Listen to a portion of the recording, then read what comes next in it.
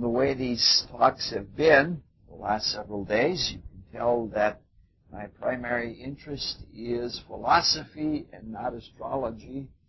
And for the last couple of days, we've been talking more about spiritual philosophy. Now, that's going to change. Because now we're going to do a lot of astrology. Some of you may not be familiar with the technical astrology. We're not going to do anything highly technical, but we are going to be looking at a lot of horoscopes. We're going to be looking at sometimes as many as 15 horoscopes a day. And we're not going to look at them totally, but only partially. Now, the things we've been talking about, moods and things like that, one would almost have to have clairvoyance or a very good sense of feel to really be in touch with those things. So astrology is going to have to work as a way to focus our ability to feel things and to understand the mood of someone and the things that happen within that mood. Now, these last 3 days are all almost nothing but horoscopes. There'll be a few minutes of introduction, and then we'll start looking at piles and piles of them. When we look at the horoscopes, we're not going to look at an entire horoscope, not even as a brief thumbnail. We're going to sometimes even miss the most important parts of the horoscope. We're only looking for specific things because we're trying to get at things that are relevant to the topic of these talks. And that is the study of desire. And we're going to look at them and in terms of very simple principles of desire and as relating to various different regions in the desire world and how the people relate to them. The entire horoscope can be seen through the desire world, can be seen as the desire world, but we're not trying to look at that whole thing. We're looking at the emotionality. And each of these days we're going to be looking at a specific part of the emotionality with desires and feelings and so on. So we're going to begin a tour now. Today we're going to be talking about the central desire world, and tomorrow we'll be talking about the lower desire world, and so that we end up on a high note, because tomorrow is going to be pretty gruesome, the horoscopes that we're going to look at. They're perfectly illustrative, but they're not your favorite kind of horoscopes. They're not your favorite kind of people. Our desire bodies, when they were incipient, or when they were born, was back in the moon period. And at that time we were animal-like, just learning the principle of motivation and motility and things of that nature. For that reason, it is said, even in horoscopy and not just cosmological astrology, that the desire body as a whole is ruled by the moon. So that if you are trying to tune in with your intuition or with your emotional feelings on the feeling nature of someone, how they emote, what you do is you tune into the moon in the horoscope. One looks at the moon, and that is the perfect tune-in to get it right at the heart of the desire body. Overall, the nature of the moon astrologically indicates the emotionality, the excitability, and usually the general mood, but not always. And it certainly represents the feelings. And that's what we're going to be talking about today. Since the moon is ruled by Cancer, or Cancer is ruled by the moon, there is always a relationship between Cancer and the moon. Therefore, if there are a lot of planets in Cancer, those planets are especially important in understanding the feeling nature also. And for that matter, all of the water signs, Cancer, Scorpio, and Pisces, also have a lot to do with the emotions and feeling ability, in the same way that earth has to do with how we deal with solid chemical matter, and air has to do not only with the air that blows in the wind, but with the intellectuality, and fire has to do not only with energy, but with the driving spirit of everything. So the elements logically represent the world of spirit, all of it, the mind, the emotionality, and the physical personality. So if we count the number of planets that are in water signs, for example, the average would be 2.5 planets, and if a person has many more than that or many less than that, that says a lot about the way the emotionality of that person works. So even though the moon rules the entire desire body, and it's active in all regions of the desire body, there is that one region where it is especially important. And that is the centralmost region, which is called the region of feeling. And even though space is different in the desire world and we can't even think about it, it still has a central kind of quality about it. Because I can't say it often enough that our consciousness is so tuned to this three-dimensional world that our understanding of inner space is not very good at all. In the Rosicrucian philosophy, which has been developed by observation, clairvoyant observation, it turns out that the region of feeling is important because feeling is how we know that something that we relate to in terms of desire or in terms of emotion is even there. Unless we feel something and take interest in it, we can't really be driven toward it or away from it.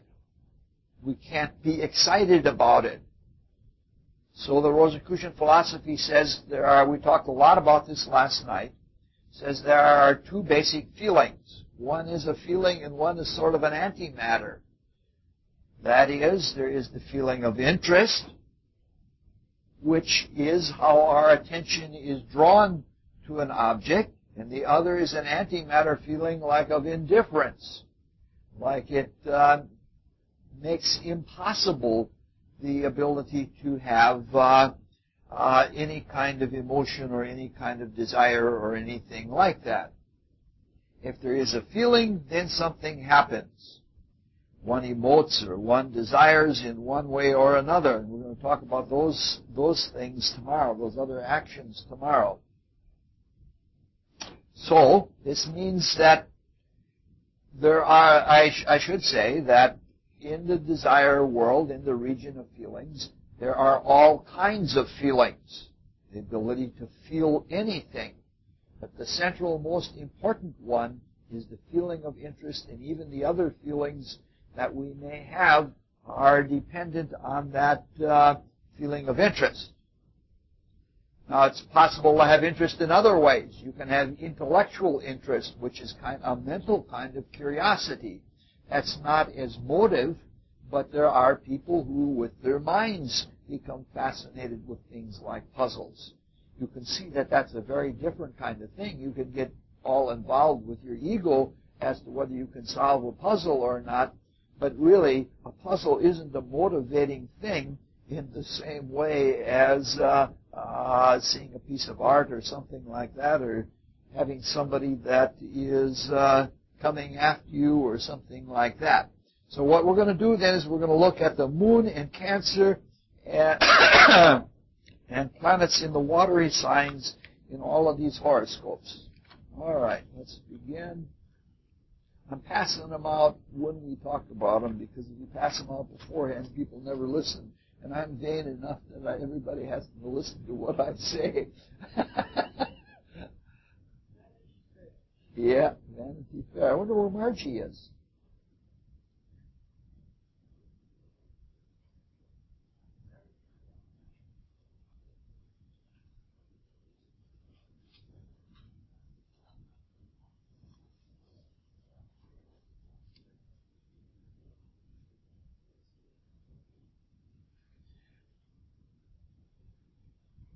And that on the shelf is a rosary.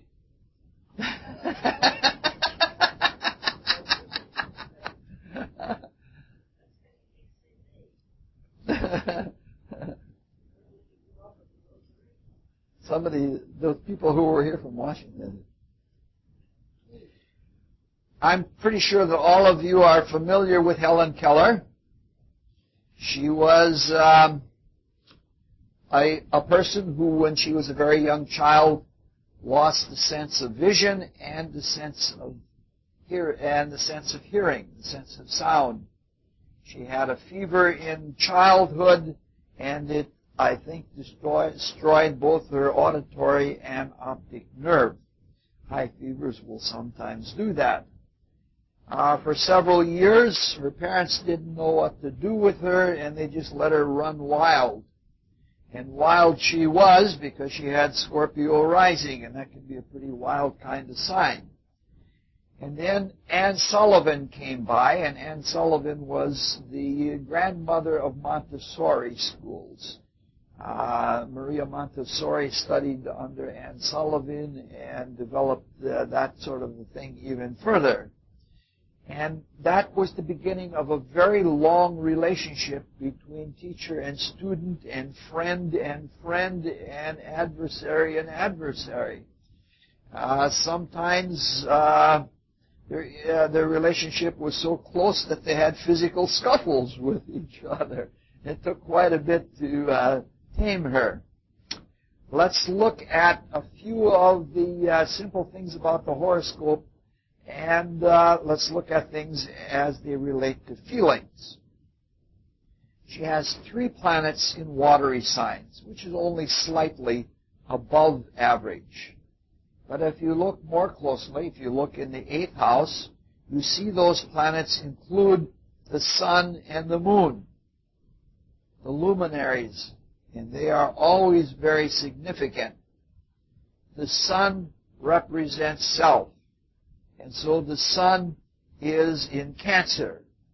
This means her central being is focused in feeling. She sees herself as a being of feeling. Similarly, if the sun were in something like Virgo, she would see herself as someone who thinks, and that as things go like that. The moon, as we are saying, is the organ of feeling, and it's focused in Pisces, which is another watery sign, and probably the most rare of the watery signs. Is extremely delicate, and so she was capable of having a very rare sensibility and ability to feel things, everything in the emotional spectrum. So you can see that this whole being in its center and in the organ of feeling is made for the process of feeling, and she's extremely, extremely sensitive. Looking a little further, the watery sign planets are in the 4th and 8th houses, and the entire 12th house is occupied by a watery sign. And these are houses which correspond to the watery signs, but they are also houses that represent the kinds of experience that one has when one retreats or withdraws and turns inward. This says that she has an ability to turn inward and be very, very sensitively feelingful. She has the tendencies to do that, especially into the region of feeling. So the Rosicrucian philosophy teaches that the spirit is what is conscious, but it is conscious to feeling through the desire body, especially the center of the desire body. So that even if we feel pain in our finger, that pain follows the neural path to the brain, and from the brain it goes to the etheric brain, and from the etheric brain it gets transmitted to the desire body. And in the desire body is where we feel the feeling. So if you don't have a desire body, you don't feel feeling. But it's still the spirit that has the consciousness of the feeling. So it is the spirit as focused through the desire body, which is its vehicle of feeling. Now, if we're sufficiently developed, we can feel the feelings and emotions of others. And she was that sufficiently developed. She was clairvoyant. She could see colors, and she could tell about the nature of people. Who was it? I believe she touched the body of George Bernard Shaw, and she said, "This is a man whose head is way ahead of his heart, that he was brusquely mental, and that the feeling nature was not kindly at all." That's a very good perception of what he's like. She probably could have said a lot more. In fact, she even learned how to talk. Yes. I'll tell you what my next sentence is. You can hand her a rose, and she could feel the petals of the rose, and she could distinguish which one was a red rose and which one was a white rose. Every time. It was that kind of a way that her feeling nature was developed. Now, if you look even closer at this, the moon has as its only aspect a sextile to Neptune. And that indicates an even rarer kind of sensitivity. And that indicates her clairvoyance. She was a lifelong Swedenborgian because that was the only mass market philosophy or religion that came close to her experience.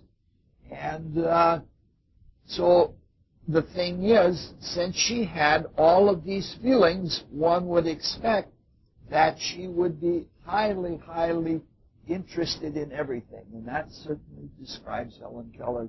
She was interested in everything that you can think of.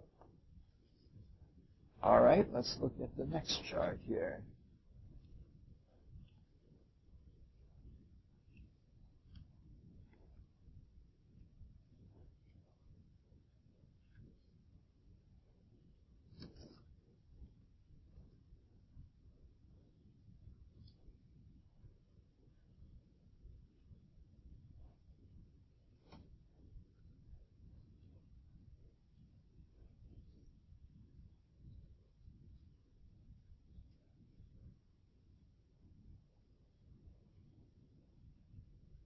This is another chart of another person who is a feeler. And this is someone who had two fully conscious near-death out-of-the-body experiences. But the feelings of this person are significantly different than the feelings of Helen Keller. Her experiences of feeling were much more affected by the material world. It came up last night that we were saying that blind people have some advantages in not being so prone to materialistic illusions or misperceptions of the inner worlds, and in a way this chart almost indicates this. She was not completely aware. She was not a clairvoyant in the desire world. She had something like a clairvoyance from time to time with superimpositions of materialistic visions that were superimposed on her visions. There are 5 planets in this horoscope that are 5 planets and the ascendant that are in water signs. So this is somebody who is really, really feeling full. And again, the 2 luminaries, both sun and moon, are in Cancer, so that she's very much of a feeler. The moon is at home both by sign and by house. And again, 2 of these 5 planets are in houses of retreat. With Pisces rising and Uranus in the first house in Pisces, she has a lot of compassion. She's not just purely feelingful, she's responsive, and creatively responsive in a compassionate way. Her feelings for others, though, are not mushy. They are even firm and demanding. The reason for that is because the Sun in Cancer conjoins Pluto. And Pluto was the iron-fisted ruler of the dead in the underworld. The Greeks called Pluto Hades, and Hades has always been represented as a dark, shadowy, heavy kind of figure with enormous power. So, with the Sun conjoined Pluto, she was not only grave, but she gave that quality to all of her feelings and to all of her emotions. And she would be in touch with grave kinds of feeling. If you look further, the Sun and Pluto both trine to Saturn in the house of death. So we can see that there's a whole lot of darkness and heaviness about it all. And it's rather heavy, even though she's quite talented at it. So we can see that even though the Pisces rising gives her the ability to be a full spectrum person, she chooses to act in such a way that she deals with hard feelings. She used her compassions, and she developed the whole modern science of dying, dealing with the 5 basic feelings, or the 5 basic emotional stages that you go through: denial, isolation, anger, bargaining, and depression. Almost all of these are in their very nature Saturnian and Plutonian. Since those are planets that have a good deal to do with death, you would expect that. So this clearly indicates the kinds of feelings that she was associated with. She identified the negative feelings, the dark feelings. And what she did, and this is what Max Heindel said that every healer should do, when she recognized that people were paralyzed by dark feelings, she lent her will to the patients and helped them to come through those stages of the syndrome. And the Sun conjoined Pluto indicates a very, very strong power of will. These deathly experiences and darkness and heaviness were a result of her own experience. She had 2 children, but before each birth she had 2 miscarriages, and she went through those stages several times. And so you can see very clearly the relationship between the 5th house and the 8th house, that is the houses of children and death. Now, not everything about her feeling nature is positive. She did superimpose things. She would go into meditative states, and for example, I heard a talk by her where she described the vision of God as a great big, huge vagina stretching across the heavens. She was tuning into the feminine principle, as you might expect with that much in Cancer. But she took the feminine principle and superimposed a materialistic notion about it. Eventually, she also responded to the Saturn-Neptune thing. There's a square between Saturn and Neptune, and she got involved with some of the worst kind of mediumship you could imagine. And certain people would appear in the dark, the people who were sitting in the circle. And it turns out that there was a man that was traipsing around nude in the dark during these sessions. And she had, outside of San Diego, she had a big compound that was dedicated to this activity. And there were other things that weren't exactly nice, and somebody eventually torched the place. So she went to West Virginia, and she bought a big farm, and she promptly adopted 20 AIDS babies. And when the word got around the neighborhood, the people were fearful, and they torched her whole place in West Virginia, and she was completely broken in spirit by all of that. And she eventually, her son took her to Arizona, where she lived out her days. I think she died of a series of strokes. If one is outward, one's attention is in the outer world. If you retreat, you withdraw your attention and you go back in, away from the external world. You might be looking in it. Your eyes might be pointed in a given direction, but you're not looking at the world out there. Your consciousness is retreated inward.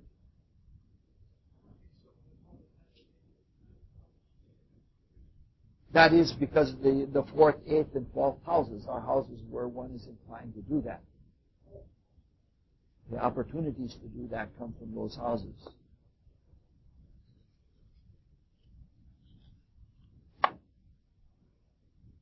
All right, this time we're looking at Buckminster Fuller, who is understood to be a universal genius. And if you look at this chart, 6 planets are in water signs. Again, like Helen Keller, the moon is in Pisces, indicating a very delicate, feelingful nature, and a full spectrum kind of quality like Pisces tends to have, and someone extremely receptive. And again, the sun is in Cancer. So he identifies himself through his feelings and through an impressionistic imagination. Moreover, the sun is trine to the moon, so that there's a coordination between the feeling organ and the center of attention. So this is very volitional with him. Feelings don't just happen. He can direct his attention and feel things. It is a second trine, meaning to say that the moon is behind the sun and not in front of it. You have to go backwards to go from the sun to the moon. So it's more of an absorption or a reflective or a pondering kind of relationship. Now the mind in this chart is probably very, we're not talking a lot about the mind, it's probably very persuasive because Mercury is sextile to Venus. But it is driven by feeling. It is driven by feeling because, again, Mercury is in Cancer. So his mind is sort of floating along. So this is somebody who feels out the answers to things, and the mind is closely teamed with the emotionality. Neither the Pluto nor the Saturn dominate this chart, so that it's not a really heavy chart. Now, what's interesting is that Taurus is rising, and he really does not become materialistic, even with Taurus rising, because his feeling nature is too strong to become materialistic. He worked a lot with materials. That's what if you were to describe him as anything, you would call him as a materials engineer. And I think that this is due to a very remarkable development in his feeling and emotional nature. Now, there is a trine between Saturn and Mercury, and he wasn't materialistic as a consequence of that. The water sign grand trine between the moon, Jupiter, and the sun and Uranus is where things come from. The Uranus brings a quality of genius to the whole horoscope. So this is somebody that is exceedingly inventive. The reflective qualities between the moon and Jupiter and the moon and sun, especially the conjunction, between Jupiter and the Sun indicates that when he experiences feelings, he universalizes them. He doesn't stay, often with Cancer feelings, it remains a very personal thing. He stays in his personal feelings, but he doesn't do that. He universalizes. And it keeps him from letting his feelings get too bound up in matter. So the merging of feeling with mental activity results in creativity. It's a creativity that might have something even to do with this much in water signs, with the water stratum deep down in the layers of the earth. But I can't say much about that because I'm not initiated to know that kind of material.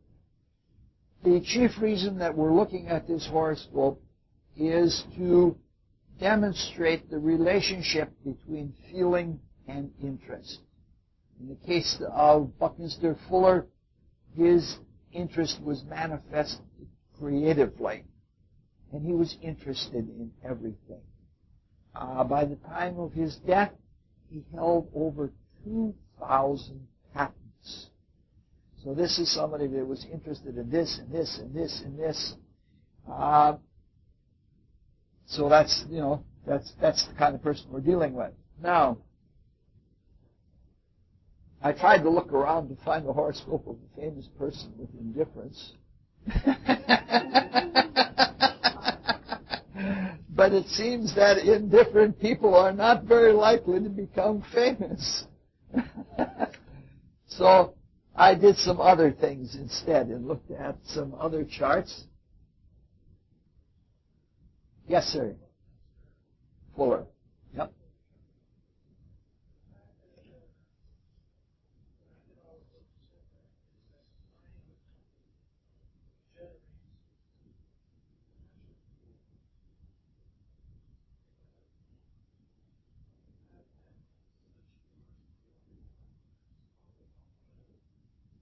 That keeps him from getting too much bogged down in his personal self and too much bogged down into matter.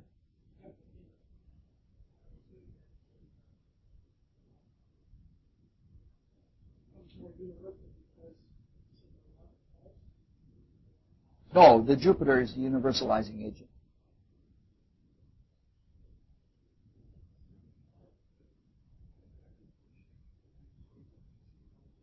We're coming to that.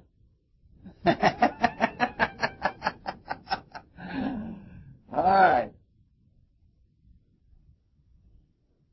Let's look. We're going to look for a very short time at this horoscope. We just saw with Buckminster Fuller that he studied material stuff and structure, and he abstracted universal ideas. Now we have the chart of a clairvoyant. William Blake was the clairvoyant poet from England, and he was well educated in universals. He studied Swedenborg, and he especially studied Jakob Böhme, who was most likely a Rosicrucian seer of very high order. But the thing is with William Blake is that he materialized his vision. He had this grand notion that he was going to take his seership and he was going to materialize it through the prints that he made, and through his poetry that went with him. He was really clairvoyant because you know that the best testimony to his clairvoyance comes from his wife. He was married for many, many years, all of his adult life, and his wife was totally in awe of his clairvoyance. And if your wife is in awe of anything of you, that's a sign that you've really, really got it. Now, this horoscope has only 2 planets in the ascendant in watery signs, which is about average. He's much more in fire signs. The moon and the ascendant are in Cancer. So his feelings are strong, but they're inward because the moon is in the 12th house, and they're outward also. So there's something like a two-way door that he has here. His feelings, though spiritual, are about the external world. and not his own narcissistic world. And the external world for him is the desire world, because he was, he didn't hobnob with angels, but he loved his environment. He loved London and he loved the people, and so that they were a never-ending wonder to him. In this horoscope, it seems wise to look at the oppositions that are in it as compromise. If you look, there are several oppositions. He compromised his visions by making them material. And in this regard, he was very similar to Elizabeth Kubler-Ross. He materialized his feelings. His clairvoyant visions and his feelings were materialized in prints. And nobody ever bought much of his prints, so he lived a very penurious existence all of his life.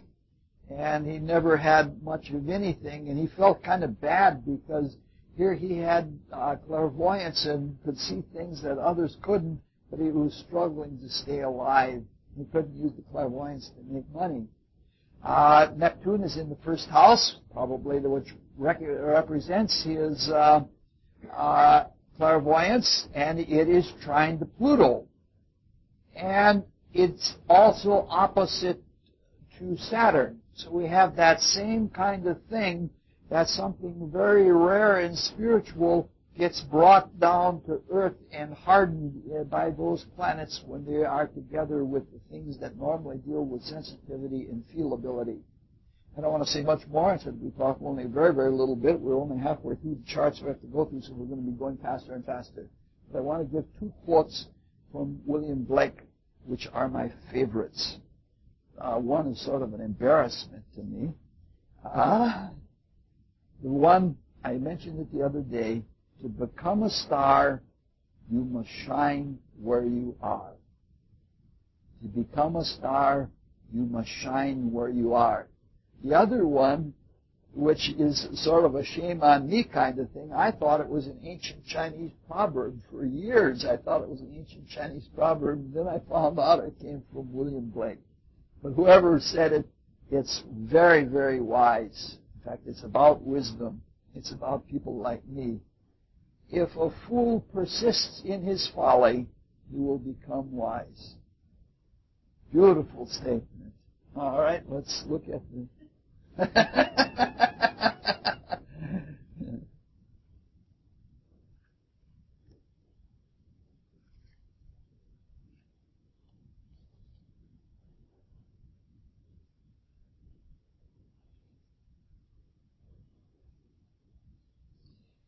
This is the horoscope of 18th century writer Edward Bulwer-Lytton. I'm sure probably everybody in the room has read something by Bulwer-Lytton. In fact, we're going to give a quote that's the start of one of his novels that everybody surely has has read at one time or another. Now, it is nowhere recorded historically that Bulwer-Lytton was a clairvoyant.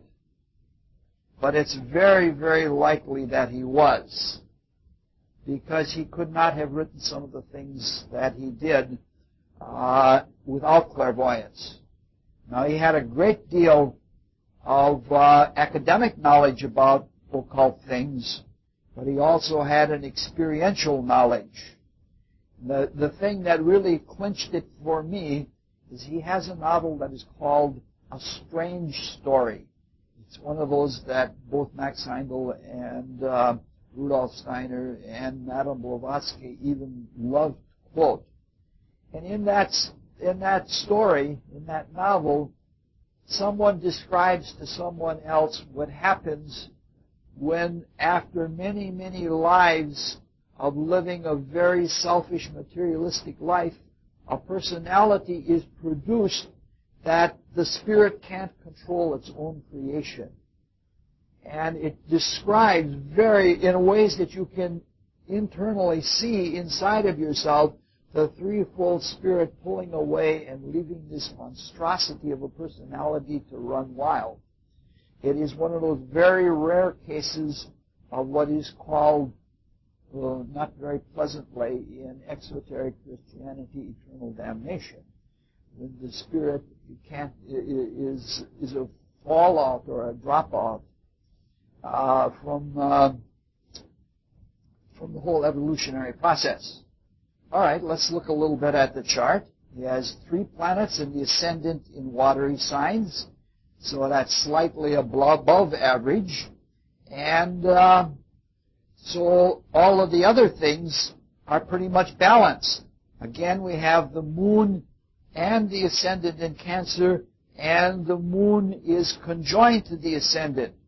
So this is someone who has a very good internal image of what he experiences from the external world, because the ascendant is our gateway to the external world, and when the moon is right there, it means that the interest that he takes and the impressions that he forms from the external world are extremely accurate. Like Helen Keller, there is a positive Moon-Neptune aspect, which again indicates a really sensitive kind of thing, and it's again a full range of feelings. He was not as sensitive as Helen Keller, but he had a much better psychoanalytic understanding of the soul, and that you would expect with Neptune and Scorpio, which is extremely analytic. He wrote a lot of books.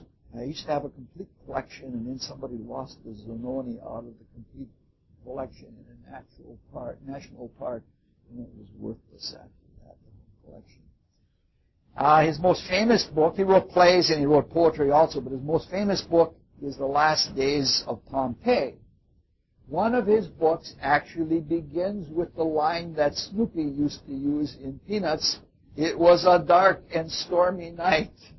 In fact, there is a Bulwer-Lytton society that meets every year, and they make fun of Bulwer-Lytton because of his very flowery prose. And they give a prize to the person who writes the most Lytton-esque piece of writing. I happen to think he's a stupendous writer. The things that he says are really wonderful. Max Heindel quotes him regularly and refers us to him regularly. He wrote 3 novels that were very dear to Max Heindel. One was called Zanoni, which is the story of someone who has been alive since the times of Babylon, an adept. Strange Story is the story of good and evil. And then the last one is Vril, or The Coming Race. And it's a sort of like science fiction, like little novella. It's really quite insightful. The only point I'm trying to make with regard to this is accuracy and objectivity of feeling. Often feelings get the rap of being wildly uncontrollable. And that is true because most people have not disciplined their feelings. And the purpose of the feelings are like when we feel something, it's supposed to excite a desire, or it's supposed to excite an emotion.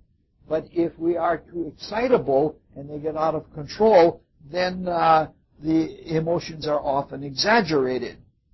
And the desire body is young. We've only been working with it for a very short amount of time. But we must remember that feelings and emotions and desires are facts just as much as thoughts or objects in the physical world are facts. And unless we realize that, and if we put it in a ghetto or in a cell of being superstition, we're never going to develop those emotional facts.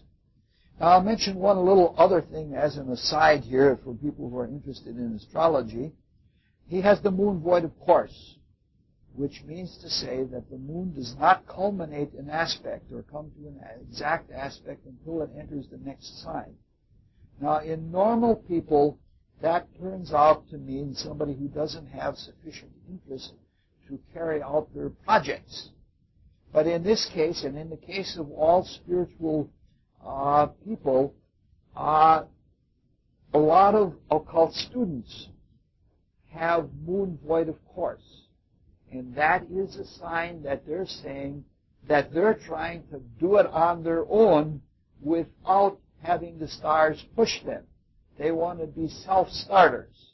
Barbie Stimson, we all know, has the moon void, of course. The person who is doing all of this talking has the moon void, of course. I don't think that he is at all unmotivated. All right, let's look at the next. Void, of course, means that the moon will not culminate an aspect until it enters into the next sign. It's at 28 degrees of Cancer, and it won't culminate on another aspect until it gets into Leo, when it will sextile the sun. And when it's in the last degrees and it doesn't make an exact aspect, that's called void, of course. Other planets are void, of course, but the moon is most important because the moon is the one who stimulates things and gets things going. Oh, we're going along nicely. We're going to be done here in no time at all. I'm starting to get concerned about Margie. I think he's just wanted a day off for her ears or something like that. Yes. All right.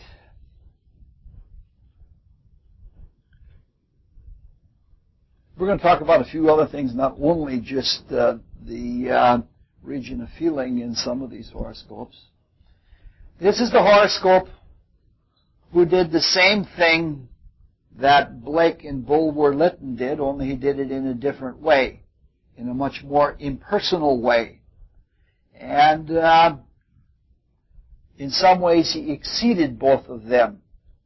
Henri Cartier-Bresson is or was one of the greatest artistic photographers that has ever been. He makes outstandingly beautiful photographs. You can't help but to understand something, and understand something quite universal when you look at his photos. He traveled the world over. He has some photos from Vietnam, way before the Vietnam War, that are just astonishingly beautiful for what he captures in them. In this horoscope, there are 3 planets in water signs, which is about average. Again, the moon is in a watery sign, and that indicates that the organ of feeling is in a place of feeling. Now, the way it is, we have the statement that a picture is worth 1,000 words. And when you look at something, that's the way feeling works. You get a setting, whether it is an object illumined in light or whether it is a landscape. When you have that picture, you get the feel of the setting. Or if it is, as we were talking about last night, if it's a fox breathing down on you and you're a rabbit, you get the picture. And with that picture, you get a clear setting of what's at stake. And with the moon in Cancer, that is the kind of thing that he was capable of doing. He was capable of getting the picture.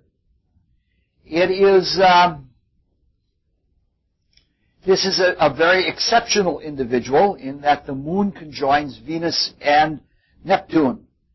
Now, the 3 most imaginative planets in the whole spectrum of planets are Moon first, Neptune second, but almost as much as Moon, and Venus third. So this is someone who not only gets the feel of something, but has the imagination to put together something as a picture.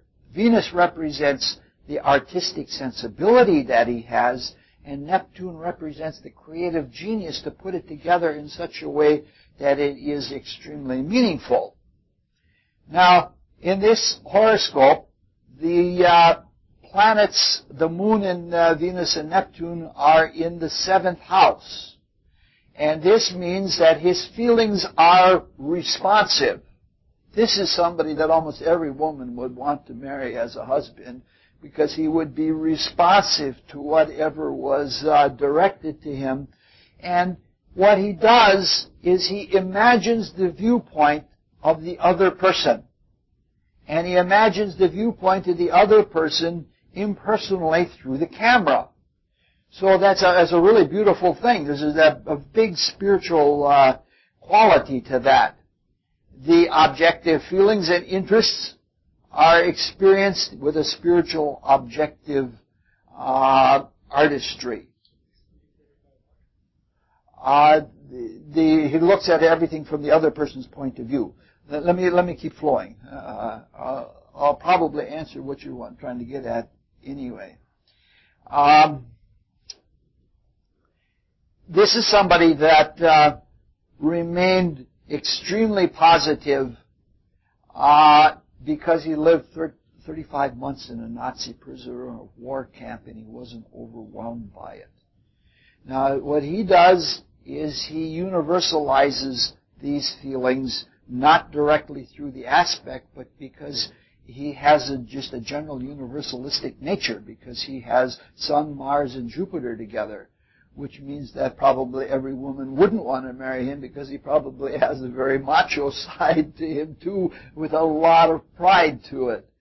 I want to talk about one little aside in all of this, and that is Saturn is square to the Moon, it's square to Venus, and roughly square to Neptune.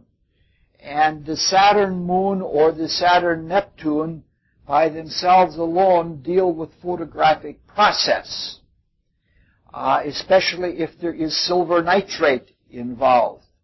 The silver part is the Moon, and the nitrate is the Saturnine part, and the fixing of an image has to do, like I have found more in people who work with photography, even as people who are processors of film, that there are negative aspects between Saturn and either or and the Moon and Moon Neptune.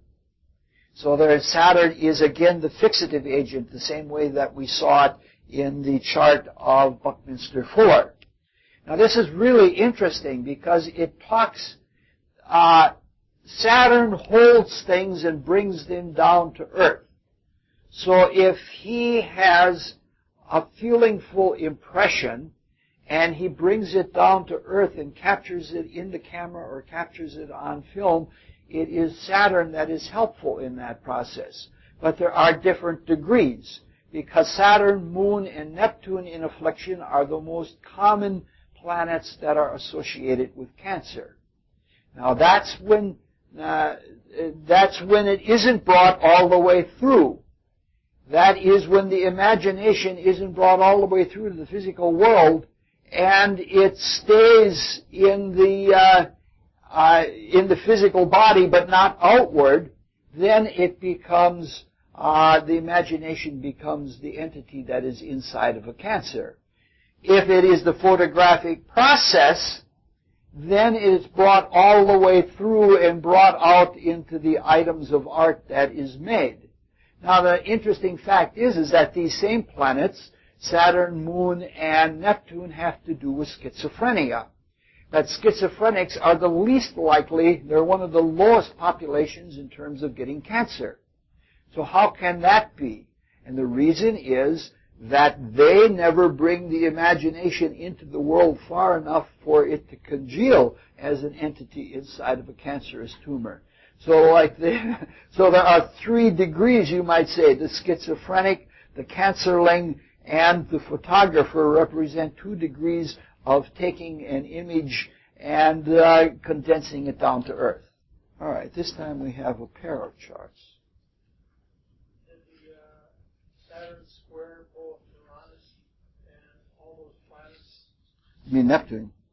It's also squared Uranus. Yeah. And opposite those other 3. I mean, how do you figure that's true? I don't know. I think that has something more to do with he's a person that captured ancient societies before they were lost. And I think the Uranus represents an innovator who used technical innovation to capture ancient society. Like he toured North Africa and he toured Eastern Europe as well as Asia, and there he captured those societies in ways that are lost forever. All right. In this case, we have 2 horoscopes.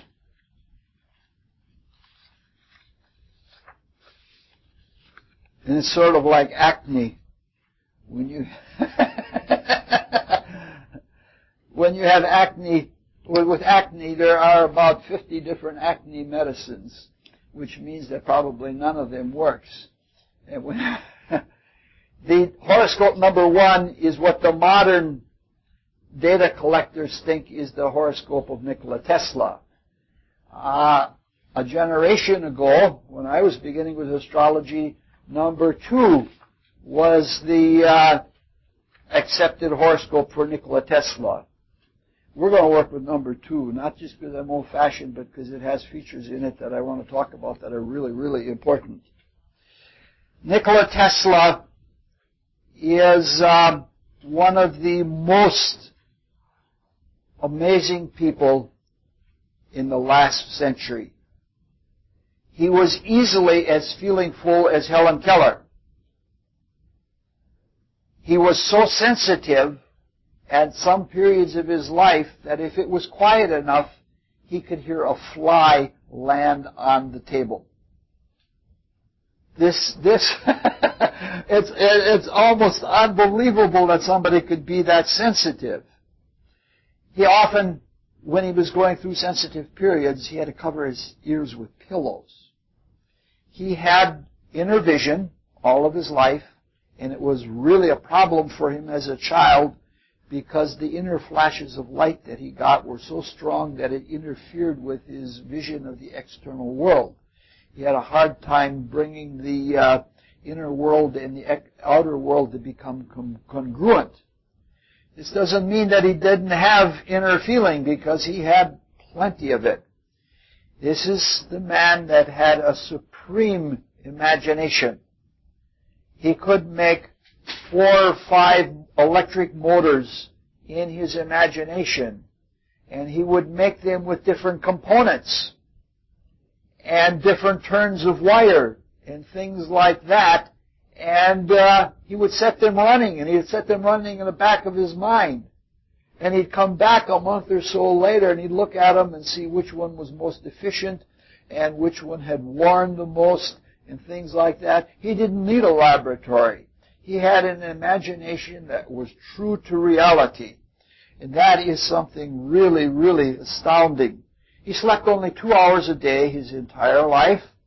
And he was so sensitive that he could had a totally complete photographic memory.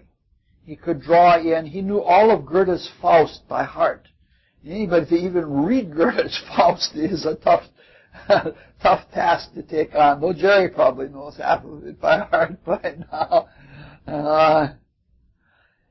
Let's look at that second chart, Nikola Tesla number 2. It's the most imaginative horoscope and the most genius horoscope I've ever seen in my life. If you look at it, the moon is conjoined Uranus in Taurus. And Taurus is itself, Taurus and Venus are also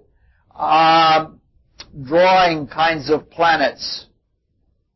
They pull things together. They are sextile to Neptune. So the moon Neptune is there, and that is that stupendous imagination. And they all either sextile or trine the sun and Saturn, so he can just hold that imagination almost permanently. And beside that, there is Jupiter is sextile to Mercury and Mars in Cancer. So there's all kinds of imaginative qualities that he has.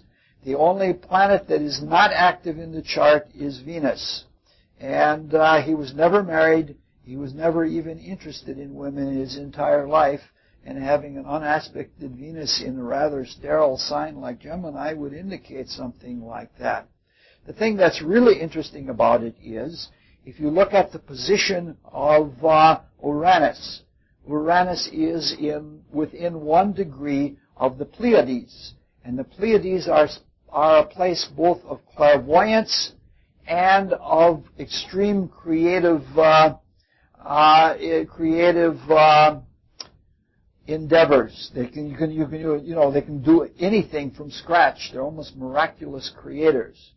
Now the thing about it is, you don't want to tell a lot of people in the modern world about this Nikola Tesla chart number 2, because in the modern world there are a lot of people that believe that Nikola Tesla came from a UFO. And there is that whole Pleiadian connection that the UFO buffs like to talk about, and they say, this is proof that he's he's a UFO kind of guy. All right, we have one last horoscope to look at.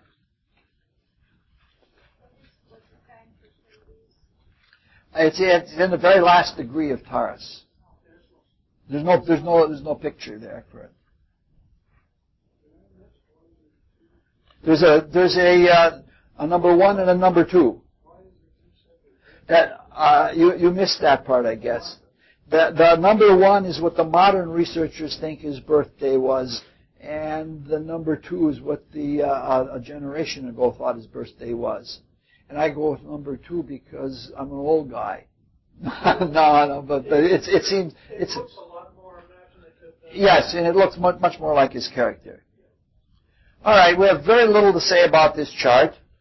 We again have Sun and Moon and Ascendant in Cancer, and 2 other planets in Cancer. So this is a horoscope with a lot of water, a very feelingful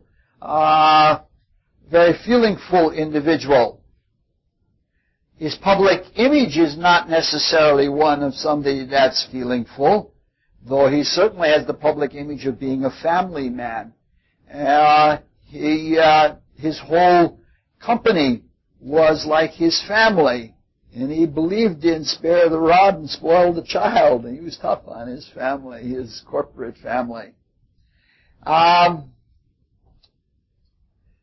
This is part of the reason that for the depth of his feeling and his depth of his family feeling is that Pluto conjoins the Moon, and Saturn is opposite the Sun and Jupiter.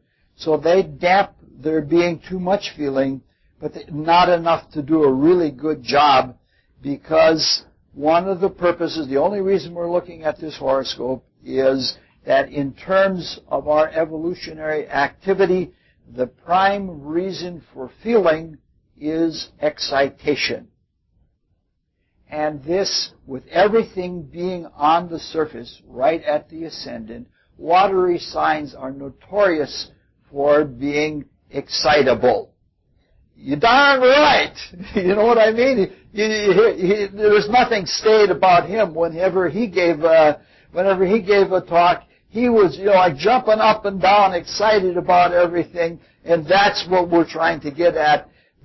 This is a perfect example of how feeling leads to excitation, and how that all leads to motivation to do things one way or another. And that's all we have for today. Yeah, the pictures, the images, you get all excited about those charts. Cancer. Yeah, he sort of mothered them all, having Sun and Moon there. Let's close with the student's prayer. O God, increase our love for Thee, so that we may serve Thee better from day to day. Let the words of our mouths and the meditation of our hearts be acceptable in Thy sight, O Lord, our strength and our Redeemer.